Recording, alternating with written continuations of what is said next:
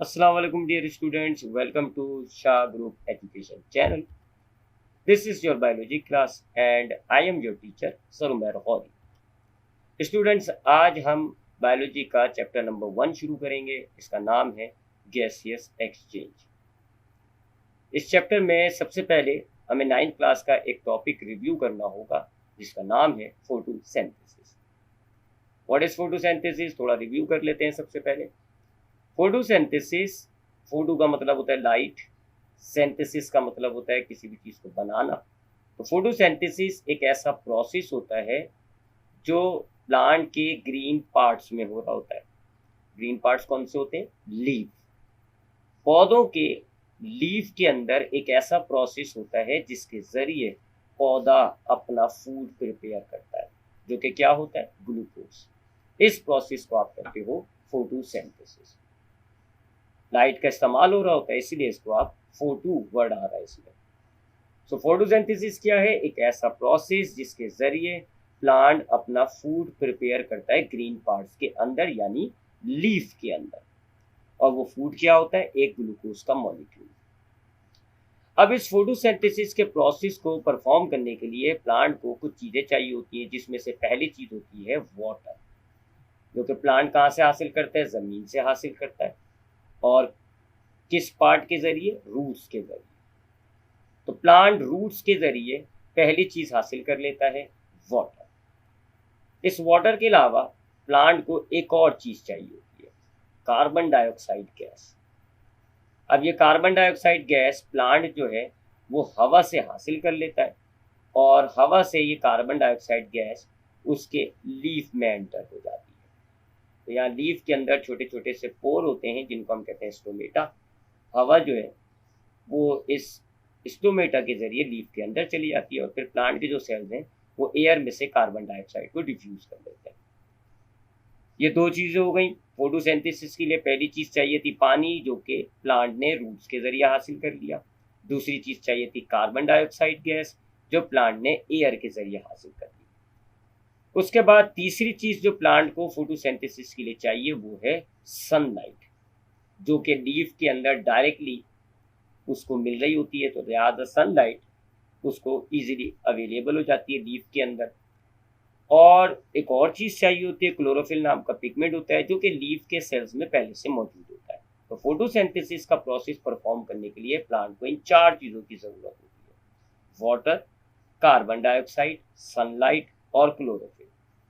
पानी उसने कहाँ से हासिल किया? रूट्स के जरिए हासिल कर लिया। कार्बन डाइऑक्साइड उसने एयर में से हासिल कर ली। सनलाइट लीफ को सूरज की मदद से मिल गई, और क्लोरोफिल लीफ के सेल्स में पहले से मौजूद है। तब जब ये चारों चीज़ें आ जाती हैं तो लीफ के जो सेल्स होते हैं वो फोटोसिंथेसिस का प्रोसेस करते हैं और अपना फूड प्रिपेयर कर लेते हैं, जो कि क्या होता है? ग्लूकोज होता है। फॉर्मूला है इसका C6H12O6। ये है जी ग्लूकोज का मॉलिक्यूल, ये है फूड का प्लांट का फूड। इसके अलावा एक और चीज़ तैयार हो जाती है, ऑक्सीजन गैस। अब फोटोसिंथेसिस प्रोसेस के अंदर ये ऑक्सीजन गैस बाय प्रोडक्ट है, फालतू है। फोटोसिंथेसिस का प्रोसेस प्लांट ने ग्लूकोज बनाने के लिए किया है, ऑक्सीजन बनाने के लिए नहीं। लिहाजा ये जो ऑक्सीजन है जो फोटोसिंथेसिस के नतीजे में मिली, ये एक बाय प्रोडक्ट होता है, प्लांट इसको रिलीज कर देगा। ये होता है जी फोटोसिंथेसिस का प्रोसेस। एक ऐसा प्रोसेस जिसके ज़रिए प्लांट के जो ग्रीन पार्ट्स होते हैं वो प्लांट का फूड प्रिपेयर करते हैं। इस प्रोसेस में प्लांट को चार चीज़ों की ज़रूरत है: वाटर, जो रूट्स के ज़रिए हासिल किया जाता है। कार्बन डाइऑक्साइड हवा से ले ली जाती है। सनलाइट सूरज प्रोवाइड कर रहा होता है। और क्लोरोफिल जो प्लांट के सेल्स में पहले से मौजूद है। तो जैसे ये चारों चीज़ें आ जाएंगी, प्लांट फोटोसिंथेसिस का प्रोसेस करेगा और अपना फूड प्रिपेयर कर लेगा।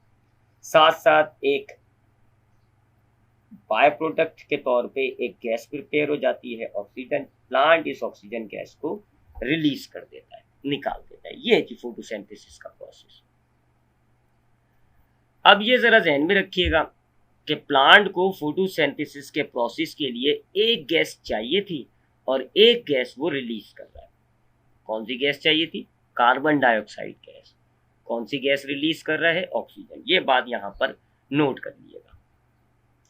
अब एक और टॉपिक है, वो भी हमने 9th क्लास में पढ़ा हुआ है, रिस्पायरेशन। थोड़ा रिस्पायरेशन को भी रिपीट कर लेते हैं, उसके बाद चैप्टर के नाम पर आएंगे गैसियस एक्सचेंज। तो अब जरा रिस्पायरेशन को भी थोड़ा सा मैं रिव्यू करा दूं। रिस्पायरेशन क्या है जी? एक सेलुलर प्रोसेस होता है, पहली बात, यानी कि सेल्स के अंदर हो रहा होता है। दूसरी बात, दुनिया के तमाम ऑर्गेनिजम्स के सेल्स में होता है। ये यहाँ ये स्पेसिफिक सिर्फ प्लांट्स में नहीं होता। जैसे हमने देखा कि जो फोटोसिंथेसिस का प्रोसेस था वो सिर्फ प्लांट्स में हो रहा था, बट जो रिस्पायरेशन का प्रोसेस है ये दुनिया के तमाम ऑर्गेनिज्म के तमाम सेल्स करते हैं। ठीक है, एक बात तो ये ध्यान में रखिएगा। रिस्पायरेशन क्या है? एक सेलुलर प्रोसेस है जो दुनिया के तमाम ऑर्गेनिजम्स के एक एक सेल ने करना होता है। इस प्रोसेस के जरिए सेल्स के अंदर जो ग्लूकोज का मॉलिक्यूल होता है वो तोड़ा जाता है, ब्रेक डाउन होता है उसका, वो टूटता है, और उसके तोड़ने के नतीजे में सेल्स को एनर्जी मिलती है एटीपी के शक्ल में। ये है रिस्पायरेशन। सेल क्या करेगा? ग्लूकोज मॉलिक्यूल को ब्रेक करेगा, ऑक्सीजन की मदद से ज्यादातर होता है, उसको हम एरोबिक रिस्पायरेशन कहते हैं, और इसके नतीजे में सेल को एनर्जी मिलती है। अब इसकी जो केमिकल रिएक्शन है वो ये होती है कि सबसे पहले ग्लूकोज जो है वो पायरोइक एसिड में कन्वर्ट हो जाता है। ग्लूकोज ब्रेक होता है और 2 पायरोइक एसिड बनते हैं। ये पायरोइक एसिड माइटोकॉन्ड्रिया नाम के ऑर्गेनल में एंटर हो जाते हैं। इसके अलावा माइटोकॉन्ड्रिया के ऑर्गेनल में एक और चीज चाहिए होती है, ऑक्सीजन। ऑक्सीजन चाहिए होती है, लिहाजा ऑर्गेनिज्म जो है ऑक्सीजन को हासिल करेगा। सो ग्लूकोज ब्रेक हुआ पायरोइक एसिड में, पायरोइक एसिड एंटर हो गए माइटोकॉन्ड्रिया में। साथ साथ माइटोकॉन्ड्रिया के अंदर एक और चीज, एक गैस एंटर हुई, नाम है उसका ऑक्सीजन। और अब माइटोकॉन्ड्रिया के अंदर इस पायरोइक एसिड को ब्रेक किया जाता है। ब्रेक करेंगे तो एनर्जी निकलेगी। एनर्जी निकलती है एटीपी मॉलिक्यूल्स की शक्ल में, तो एटीपी के मॉलिक्यूल्स एनर्जी लेके रिलीज हो जाते हैं। लेकिन साथ साथ यहाँ पर भी एक बाय प्रोडक्ट तैयार होता है, एक गैस और एक वाटर। ये 2 बाय प्रोडक्ट तैयार होते हैं, क्योंकि ये रिएक्शन एनर्जी के लिए किया गया है। एनर्जी तो आपको मिल गई, तो उसके अलावा जो चीज़ तैयार हुई वो फालतू है।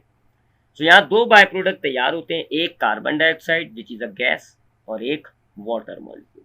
बाय प्रोडक्ट हैं, लिहाजा सेल इन दोनों चीज़ों को रिलीज कर देता है, निकाल देता है। तो ये है जी रिस्पायरेशन का प्रोसेस।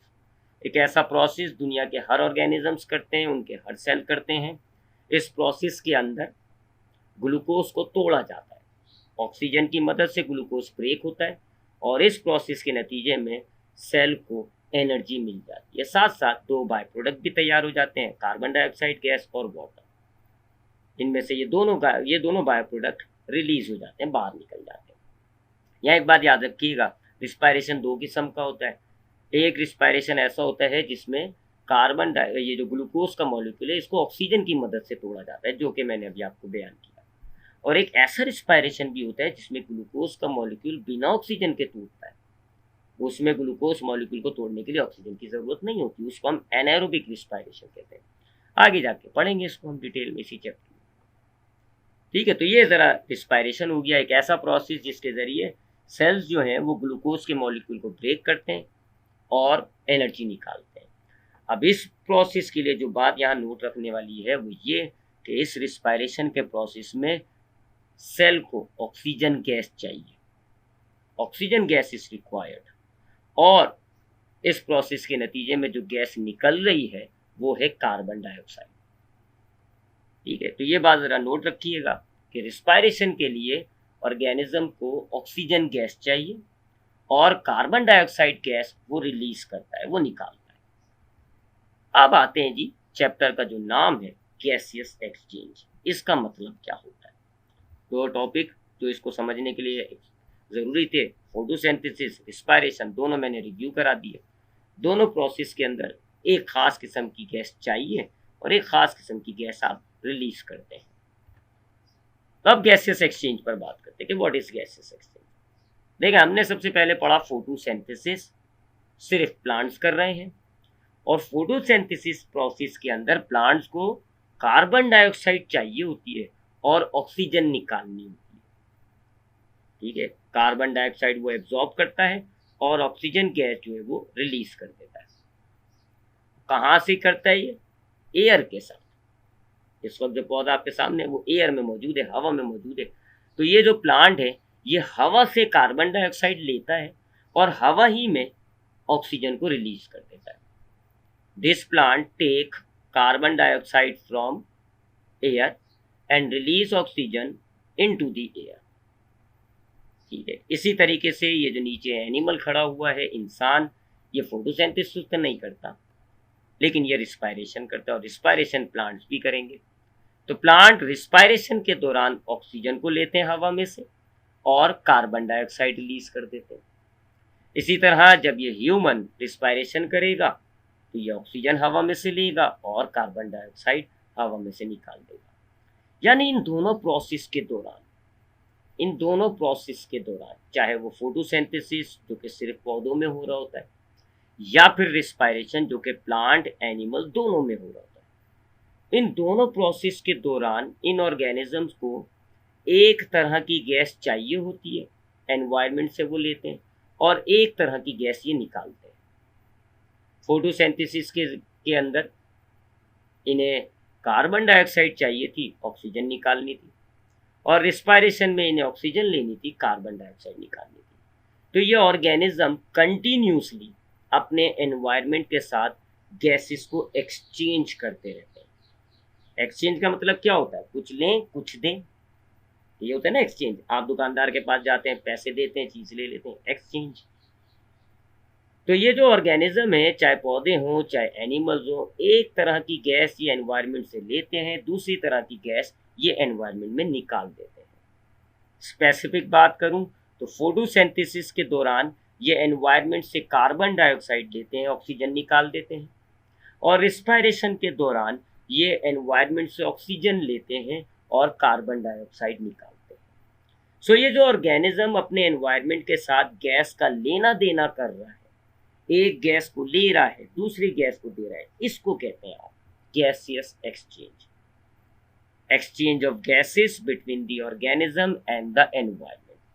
मेटाबॉलिक प्रोसेस जैसे कि फोटोसिंथेसिस, रिस्पायरेशन के दौरान ऑर्गेनिज्म को एक तरह की गैस चाहिए होती है, एक तरह की गैस वो निकालते हैं।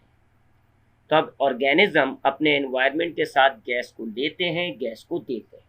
एनवायरनमेंट और ऑर्गेनिज्म के दरमियान ये जो गैसेस का एक्सचेंज हो रहा है, it is called gaseous exchange. इसी चीज पर, इन्हीं टॉपिक पर हमने इस चैप्टर को डिटेल में स्टडी करना है। तो इंशाल्लाह फर्दर इस चैप्टर को आगे बढ़ाएंगे नेक्स्ट क्लास के अंदर। आज हमने फोटोसिंथेसिस को रिव्यू किया, रिस्पायरेशन को रिव्यू किया और गैसेस एक्सचेंज को देख लिया। इंशाल्लाह अगली क्लास में मुलाकात होगी। ख्याल रखिएगा अपना। अल्लाह हाफिज़।